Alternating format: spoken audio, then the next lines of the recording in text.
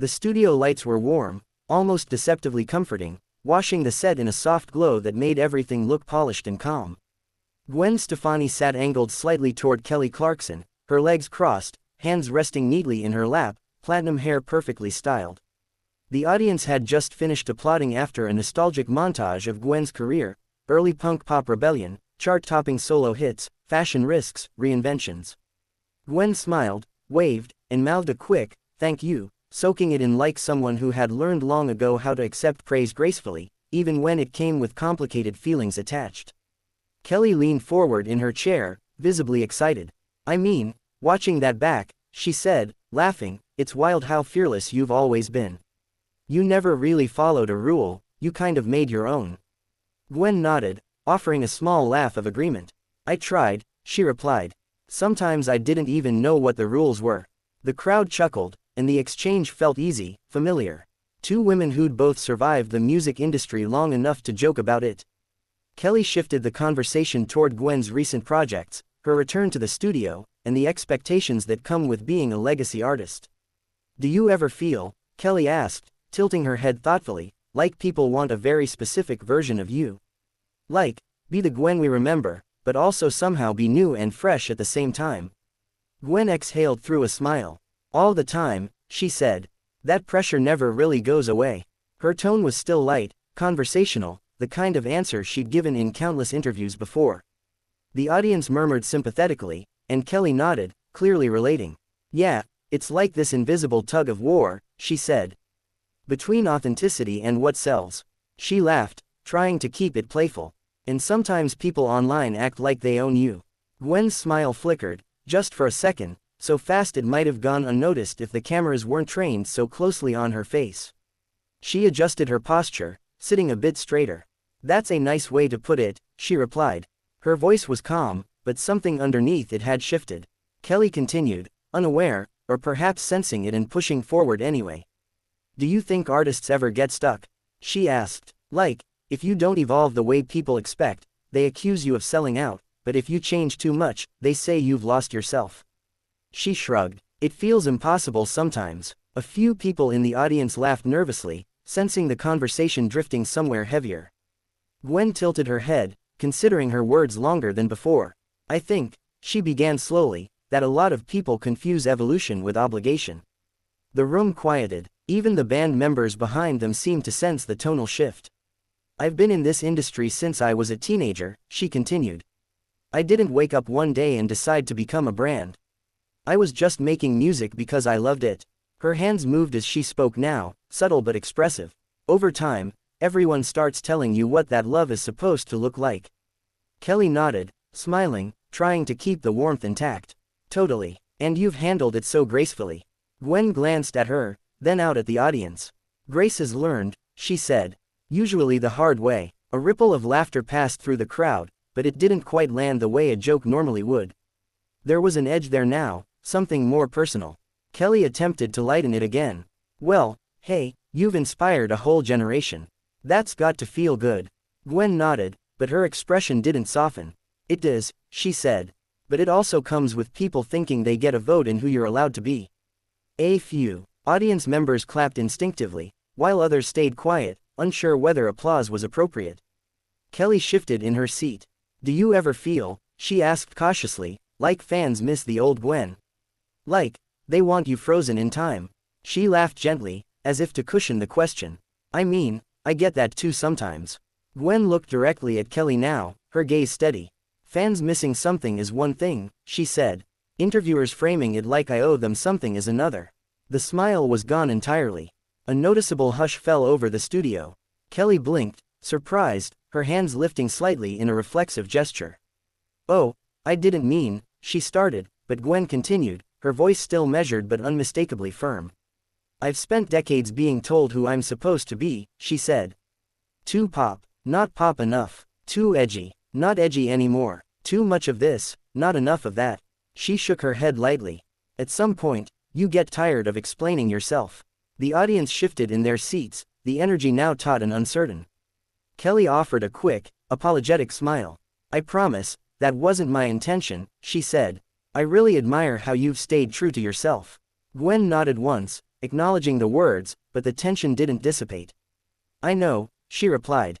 "But intentions don't always erase impact." For a brief moment, it seemed like the conversation might pivot, like Kelly would steer it back towards safer territory, music, fashion, nostalgia. But the silence stretched just a beat too long, heavy with unspoken emotion. Gwen uncrossed her legs, glancing toward the wings of the stage, then back at Kelly. Her expression wasn't angry, it was resolved, almost weary, like someone who had decided, quietly, that she'd reached her limit. She placed her hands on the arms of her chair, inhaled, and the audience collectively leaned forward, sensing something was about to happen. The warmth of the lights suddenly felt harsher, the cheerful set unable to hide the rawness now sitting between the two women.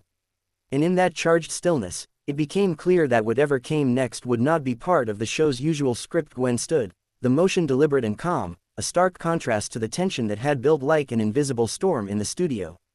Her platinum hair shimmered under the bright lights as she smoothed her jacket, a gesture so subtle yet filled with finality. The audience held its breath. Cameras zoomed in, capturing the exact moment when a star, polished and controlled for decades, decided she would no longer participate in a scripted version of herself. The applause from earlier had died down, only a few scattered claps remained, uncertain, hesitant, as if the room itself didn't know how to react. Gwen's eyes met Kelly's, steady, unflinching. There was no anger, only a calm declaration that enough was enough. Kelly rose too, instinctively, her hands lifting in a soft, apologetic gesture. "Gwen, wait," she began, her voice polite, warm, but layered with a mix of surprise and concern. The words hung in the air. "I didn't mean to." She stopped mid-sentence as Gwen shook her head ever so slightly, a silent boundary drawn. "No, it's okay," Gwen said, her voice soft but final. "I think I've said everything I needed to." The clarity of her tone made it clear, the conversation was over on her terms. The moment was raw, unscripted, and brimming with a tension that the production crew could feel in their chests. The band, who had been quietly watching from the side, began to play softly, trying to fill the void left by Gwen's exit, their music a hesitant patch over the tension now hanging thick in the studio. Gwen walked toward the side exit, her steps measured, each one echoing the weight of decades in the industry, a lifetime of being analyzed, critiqued, and objectified. Behind her, Kelly turned back to the audience, her smile slightly forced, her words carefully chosen. "Sometimes, conversations just hit unexpected nerves," she said, her tone softening, attempting to bridge the gap that had opened on live television. She laughed lightly, almost nervously. We all know that live television can be a little unpredictable. But the audience wasn't laughing. Social media had already started buzzing, phones were out, clips circulating within moments, viewers pausing and replaying the exchange, trying to decipher the nuances in Gwen's expression and the subtle shifts in Kelly's body language.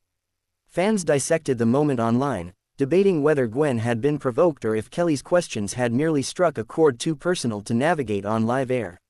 Comments ranged from admiration for Gwen's assertiveness to criticism aimed at Kelly, who many felt had crossed an unspoken line.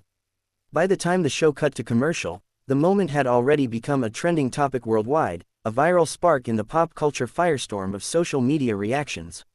Backstage, Gwen paused briefly in the hallway, catching her breath. The controlled exterior she had maintained for decades cracked just long enough for her to feel the adrenaline of the confrontation recede. She wasn't angry in the traditional sense, she didn't need to be.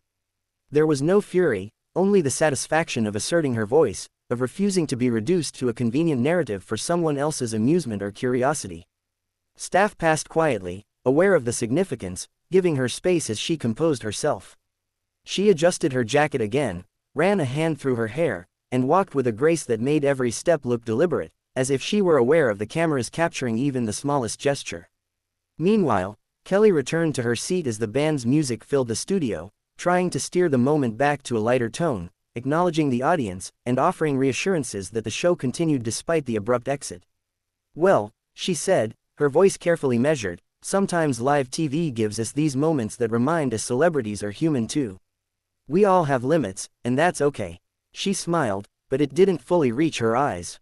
There was an unmistakable sense of reflection, a recognition that the exchange had peeled back layers that audiences rarely get to see. She glanced toward the now empty side of the stage where Gwen had stood just moments before. The absence was palpable, a reminder of how unplanned moments could redefine an entire broadcast. Back on social media, discussions erupted like wildfire. Fans created reaction videos, memes, and analysis threads, dissecting Gwen's body language, Kelly's phrasing, and even the set design. Some praised Gwen for her courage, calling her exit a powerful statement about autonomy and personal boundaries. Finally, someone says no, read one viral tweet. Others debated whether the moment was a misunderstanding or an inevitable clash of personalities and intentions. Entertainment news outlets quickly picked up the story, interviewing industry insiders who speculated about underlying tensions that may have led to the heated exchange. The studio's social media accounts were flooded with questions, emojis, and commentary, the clip circulating faster than the network could post follow-up statements. Meanwhile, Gwen retreated to her dressing room, closing the door behind her, and allowed herself a moment of relief. The adrenaline that had kept her composed on stage finally ebbed, leaving a hollow echo of exhaustion mixed with empowerment. She looked at herself in the mirror, analyzing her reflection, not for appearance, but for the way she had handled the confrontation. Her voice had remained steady, her posture confident, and her boundaries clear. She didn't need external validation. The act of walking off on her own terms was validation enough. It was a rare, vulnerable triumph in an industry that often tries to silence self-expression for the sake of ratings, clicks, or narratives. Later, the producers and staff convened to discuss the incident, trying to anticipate fallout, audience reactions, and potential damage control. Executives debated whether to release statements or simply let the footage speak for itself, aware that any misstep could escalate the situation further. Meanwhile, Kelly and her team quietly reviewed the footage, reflecting on what had happened, acknowledging the intensity of Gwen's response, and planning how to address it with tact and grace in future broadcasts. There was no public apology, but there was an understanding that the exchange had revealed a raw, unscripted truth. Even celebrities accustomed to scrutiny could reach a point where personal integrity outweighs performative politeness. As the night wore on, clips of the moment continued to circulate, gaining traction on international platforms. Interviews, podcasts, and news segments dissected every nuance, often replaying Gwen's calm, assertive walk off the stage. Fans debated endlessly, some analyzing her words for subtext, others praising her courage to break the performative mold of talk shows. The incident became a cultural touchpoint, a rare glimpse at the tension between public expectation and personal authenticity. In the end, Gwen's exit wasn't just a fleeting television moment, it was a reminder that boundaries, once set, are a powerful form of self-expression, resonating far beyond the four walls of a studio set. By the next morning, headlines had solidified the narrative. Gwen Stefani walks off live show, sparks viral debate, stands firm on personal boundaries. The story didn't fade, it evolved, feeding into discussions about celebrity, media pressure, and the human experience behind the glamour. Gwen remained quiet publicly, letting her actions speak louder than words, while Kelly addressed the incident with professionalism and grace on her next broadcast, acknowledging the unexpected tension without casting blame. The incident remained etched in pop culture memory, a vivid example of how authenticity, courage, and self-respect can disrupt even the most polished, scripted environments. The conversation Gwen started that day wasn't just about music or fame, it was about the right to control one's narrative, and the enduring power of saying, clearly, enough.